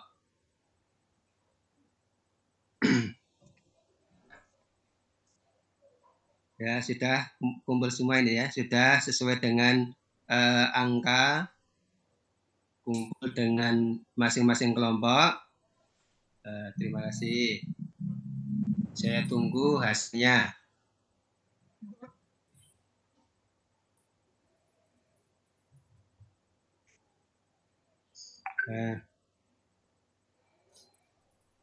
Terima kasih. Nah, karena waktu sudah habis, maka silahkan masing-masing kelompok untuk menyampaikan satu persatu. Yang menyampaikan adalah ketua kelompoknya. Terima kasih kalau sudah disampaikan. Untuk mempersingkat ya. Alhamdulillah karena waktunya sudah habis, maka pertemuan pada pagi hari ini Pak Agus tutup ya. Sebelum Pak Agus tutup, Pak Agus mau menyimpulkan beberapa kesimpulan materi yang baru saja disampaikan, yaitu mengenai tadi ada pengertian balik, kemudian ada tanda-tanda balik, kemudian ada mukalaf, itu deh.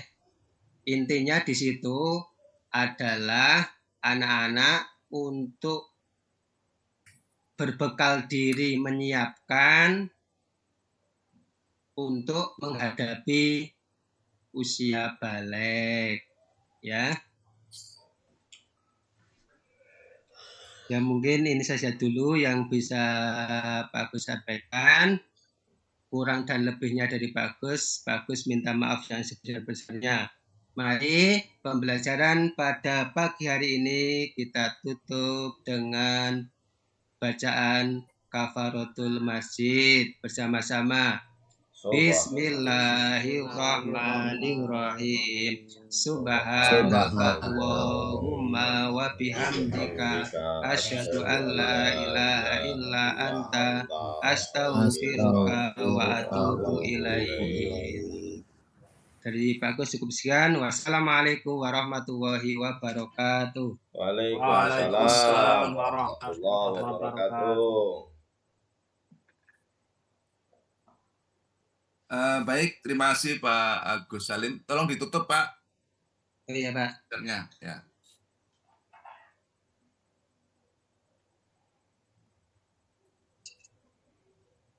Bentar Pak.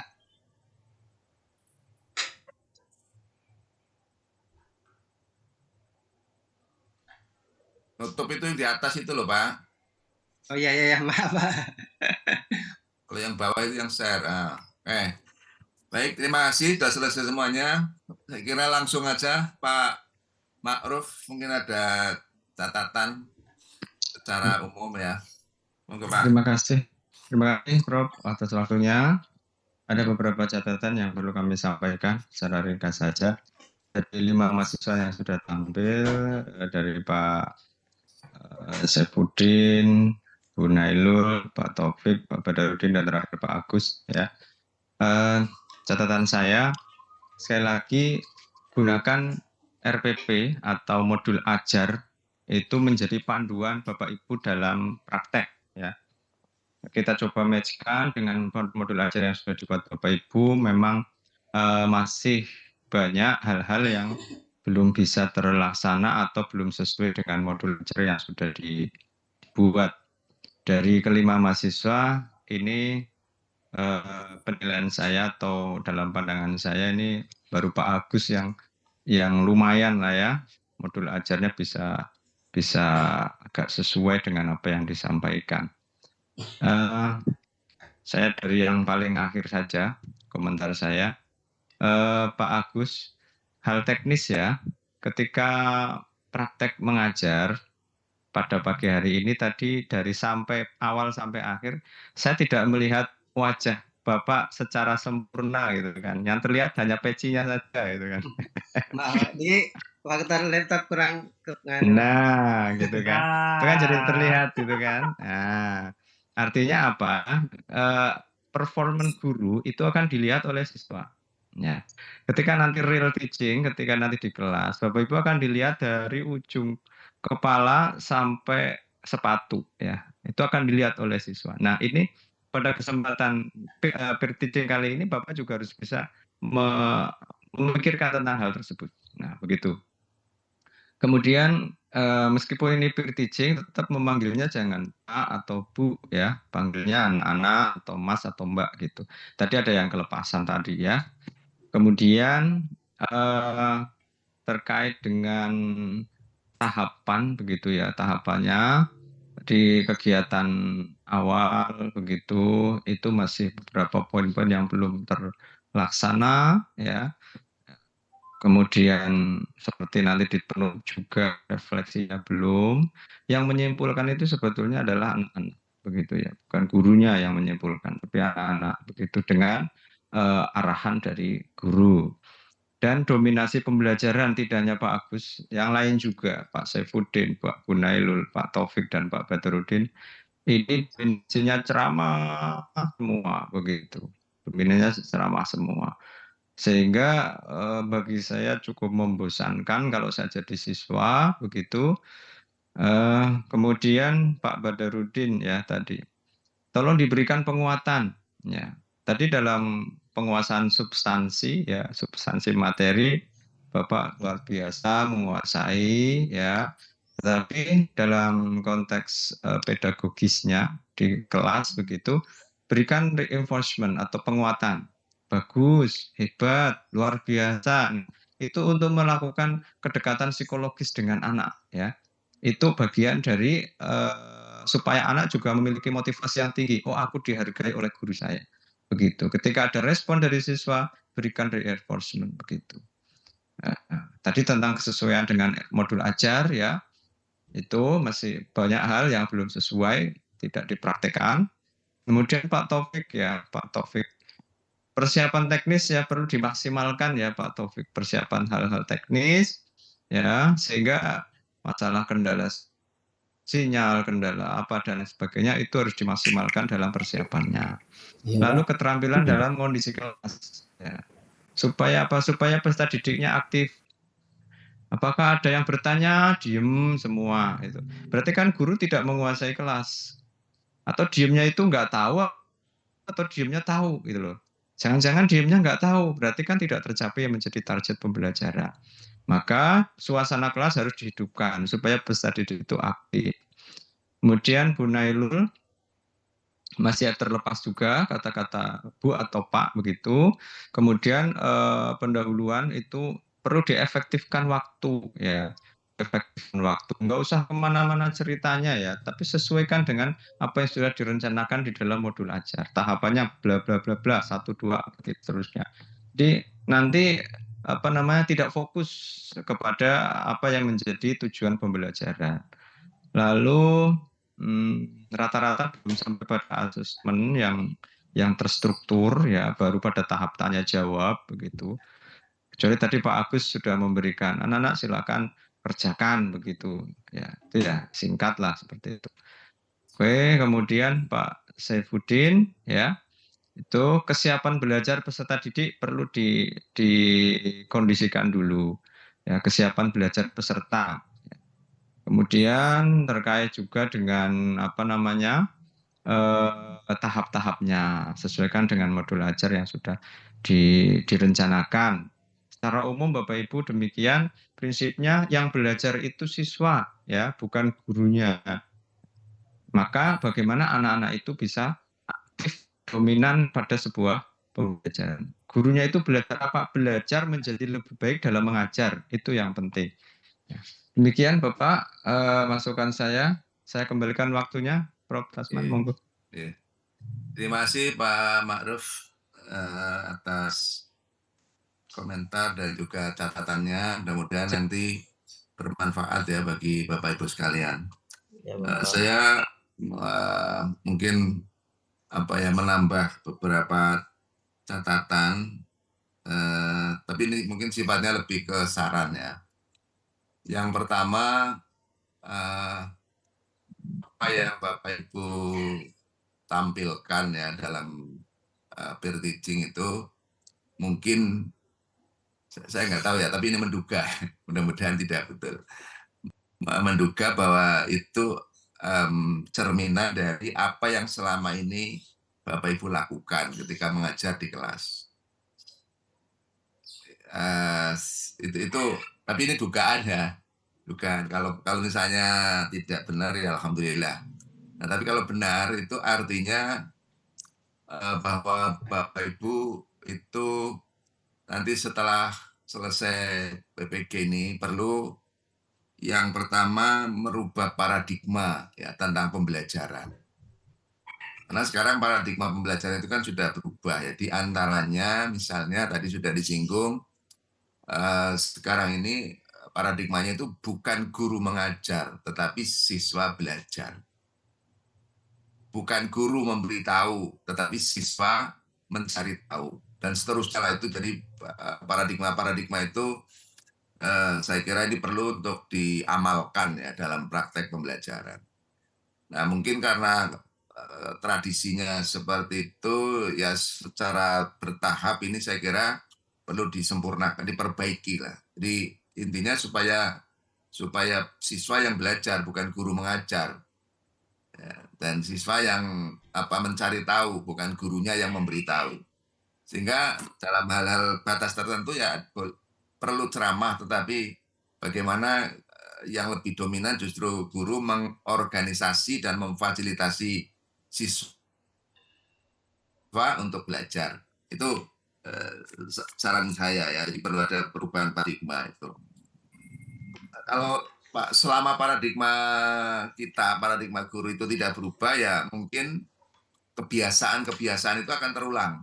Ya, kebiasaan apa yang telah selama ini telah dilakukan itu akan terus berulang itu dan mungkin kurang sesuai dan bisa juga kurang efektif.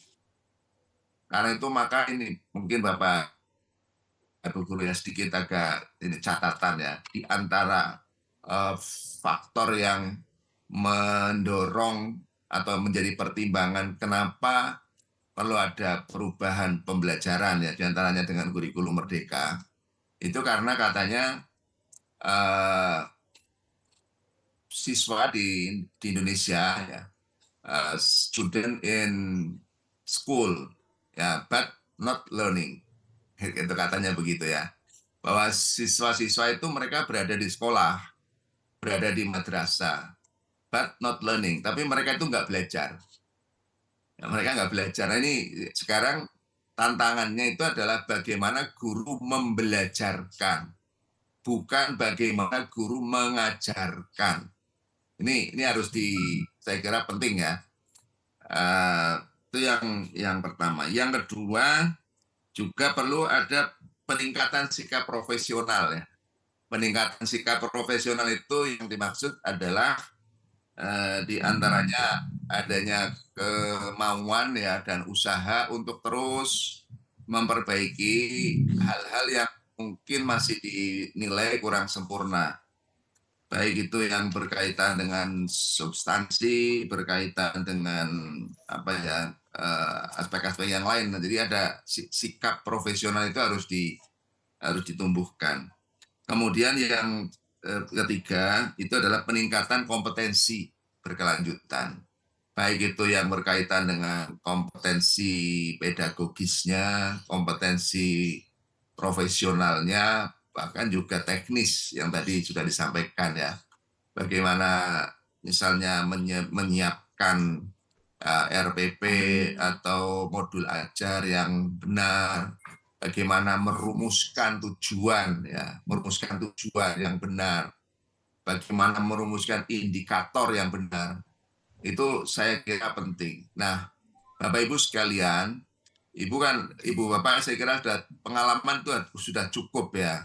Tetapi ketika apa yang dilakukan itu tidak pernah direfleksikan, ya mungkin itu akan mengulang yang kurang itu nggak pernah diperbaiki. Jadi mestinya Bapak Ibu, misalnya tahun ini ya, apa yang dikerjakan semester lalu atau tahun lalu itu direfleksikan. Apa yang kurang sehingga perlu diperbaiki. Nah itu termasuk bagian dari situ. Nah, termasuk juga kemampuan teknis itu seiring dengan tuntutan teknologi mungkin juga perlu ya belajar bagaimana menggunakan media dan seterusnya. Saya kira itu Bapak Ibu mungkin catatan atau lebih ke saran ya Bapak Ibu sekalian. Mudah-mudahan ini sudah selesai semua ya Bapak Ibu, tugas-tugasnya sudah selesai semua. Dan saya kira ini terakhir ya pertemuan terakhir. Maka saya dan juga Pak Ma'ruf Yuniarno yang selama ini diberi tugas untuk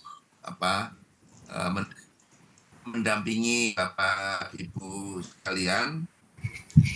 Saya kira ini sudah selesai ya. Dan saya pertama mengucapkan terima kasih ya kepada Pak Ma'ruf Yuniarno yang selama ini memberikan arahan dan seterusnya. Mudah-mudahan bermanfaat dan juga pada Bapak Ibu sekalian. Yang kedua, mohon maaf ya kalau mungkin dalam mendampingi Bapak Ibu ada hal-hal yang kurang. Nah, lalu yang ketiga ini doa. Ini yang penting ini. Doa. Saya mendoakan Bapak Ibu semuanya itu nanti dalam proses selanjutnya dalam menempuh kegiatan PPG sampai dengan selesai itu lancar. Beri kemudahan dan sehat. Amin. Oke, yang kompak aminnya ya. Iya, Pak. Amin, Pak. Ya, dan juga tentunya harapan kami nanti Bapak Ibu semuanya berhasil dengan baik. Dan Amin. sesudah itu Bapak Ibu kembali Amin. ke Allah, mas. amin. Sudah, aminnya, aminnya sekali aja. Yang penting sekali amin gitu ya. Amin. Jadi lupa ini Bu. Jadi setelah nanti kembali ke masing-masing tempat tugas, saya juga berharap mudah-mudahan Bapak Ibu bisa melakukan perbaikan-perbaikan di tempat tugas sehingga setelah PPG ini ada manfaat yang bukan hanya untuk masing-masing pribadi tetapi juga untuk lembaga pendidikan dan juga untuk anak-anak kita ke depan. Saya kira itu ya beberapa hal yang perlu saya sampaikan. Mungkin Pak Ma'ruf ada yang mau ditambahkan. Silakan Pak Ma'ruf. Ya, terima kasih. Sama seperti yang disampaikan Prof. Tasman, saya ucapkan terima kasih atas partisipasi Bapak Ibu semuanya, dan terutama untuk Prof. Tasman, saya ucapkan terima kasih, banyak juga wawasan yang saya dapatkan. Kemudian yang kedua, selama Prokakarya, ya, mohon maaf, saya mungkin kalau mendampingi Bapak Ibu kurang maksimal, saya juga mohon maaf. Dan selanjutnya saya hanya pesan Bapak Ibu, karena Bapak Ibu nantinya jika lulus itu menjadi guru profesional, maka harus berbeda dengan yang lain, berbeda dalam arti yang positif, begitu. Berbeda dalam arti yang positif, yang tentu jauh lebih hebat, menghebatkan, jauh lebih hebat dari sebelumnya, ya, dan menghebatkan dirinya masing-masing dan menghebatkan madrasahnya masing-masing. Demi apa? Demi anak didik semuanya. Tentu itu dengan dasar amal soleh buat Bapak Ibu ke depannya. Amin. Demikian Amin. saja Prof. Matur nuwun yang kami sampaikan. Terima kasih. Kembalikan waktunya. Ya, baik, terima kasih Pak Ma'ruf. Mungkin satu kata lagi ya Bapak Ibu sekalian ya. Ini terakhir, jadi ini Bapak Ibu sekalian, guru yang baik itu bukanlah guru yang pandai menjelaskan, ya, not explain ya. Jadi guru yang baik itu bukan guru yang pandai menjelaskan, tetapi guru yang baik adalah guru yang mencerahkan, yang memberikan inspirasi. Ya, itulah yang disebut dengan inspiring teacher. Ya, guru yang menginspirasi muridnya. Sehingga ketika murid itu terinspirasi, maka dia itu akan bangkit ya. Dia itu akan bangkit, dia itu akan berkembang, dan nantinya itu akan menjadi pengajar. Nah, itulah saya berharap mudah-mudahan Bapak-Bapak Ibu setelah PPG ini akan menjadi guru yang inspiratif. Oke, sekali lagi mudah-mudahan Bapak Ibu semuanya sukses dan selalu sehat. Cukup ya Bapak Ibu sekalian ya. Mohon maaf dan terima kasih. Kita tutup dengan membaca hamdalah, dan juga saya tidak lupa Mbak Vina, saya sampaikan terima kasih ya, yang selama ini telah memfasilitasi kita semuanya dalam banyak urusan itu, walaupun tidak tampil di permukaan, tapi semua ini atas bantuan dari Bu Vina Hanifah ya, yang selama ini mendampingi kita juga. Marilah Bapak Ibu sekalian, kita tutup pertemuan ini dan sekaligus program ini dengan membaca hamdalah.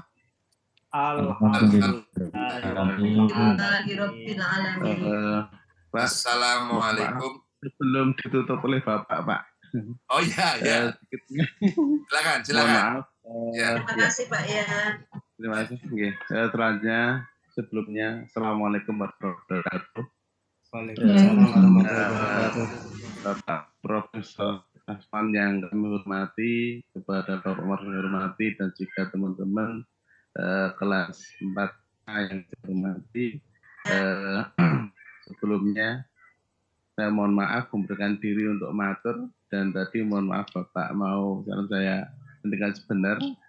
Saya mengucapkan terima kasih Bapak kepada Bapak Tasman yang selama sudah memberikan arahan kepada kami. Kejelian Bapak memeriksa hasil-hasil kami. Ya mungkin kami merasa masih banyak kekurangannya Pak kan gitu. Apalagi di kurikulum Merdeka yang masih baru, dan terima kasih Bapak telah teliti ya, cermat dengan hasil kami sehingga kami punya perubahan yang perlu diperbaiki. Semoga doa-doa Bapak kami mengamini ya, mengamini, semoga Allah mengabulkan doa-doa dari Bapak, dan kami mohon restu dari Bapak yang kami masih melanjutkan di PPG ini. Iya, Pak. Cukup terharu Pak Ge. Ya, selanjutnya yang kedua, terima kasih juga kepada Bapak Ma'ruf sebagai guru Upamong yang telah mendampingi kami, memberikan arahan juga, sehingga kami ada pencerahan juga Pak. Ya. Ketika ada kendala, kadang bingung kami, dari Pak Ma'ruf memberikan jalan juga, terima kasih. Itu, dan juga dari Bapak-Bapak, teman-teman kami semuanya, sehingga bisa memotivasi saya pribadi khususnya. Ya mungkin saya masih banyak perlu belajar ya, dari teman-temannya, dan cukup terima kasih sekali khususnya pada Profesor Tasman ini. Sungguh saya itu minta bimbingan dan arahannya Pak, supaya kami nantinya bisa lebih baik lagi ya, kekurangan kami, kesalahan kami, kurang keterampilan kami, sehingga dengan kesediaan Bapak kami bisa mengoreksi diri kan gitu, sehingga semoga nanti hasil-hasil kami setelah diperbaiki bisa bermanfaat untuk diri kami pribadi dan nanti peserta didik kami di madrasah. Mungkin itu yang dapat saya sampaikan. Mohon maaf sekali saya memberikan diri untuk matur, dan juga tadi sebelum mau ditutup saya matur dulu. Teman-teman itu sungguh mohon doa restunya, mohon bimbingannya, dan semoga kami semua bisa lulus dengan predikat yang baik. Assalamualaikum warahmatullahi wabarakatuh. Waalaikumsalam warahmatullahi wabarakatuh. Baik, ya, terima kasih Pak Muhaimin. Ini saya kira mewakili kelas ya. Iya Pak. Saya ya, tugas saya adalah mengaminkan semua yang tadi sudah disampaikan. Baik, cukup ya, sekali lagi. Terima kasih. Ya, kita tutup dengan baca hamdalah. Alhamdulillah. Warahmatullahi wabarakatuh. Waalaikumsalam warahmatullahi wabarakatuh. Terima kasih Pak. Baik, sama-sama ya. Semuanya mohon Terima pamit kasih ya. Pak. Sampai ketemu di Sampai ketemu lagi Pak. Mohon maaf ya Pak ya. Mohon maaf atas kata kesalahan Pak.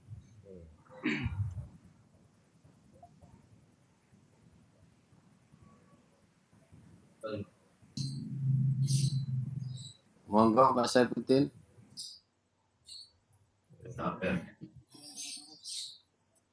Baik. 1, 2, 3, 4. Baik. Bapak, saya ini tak informasikan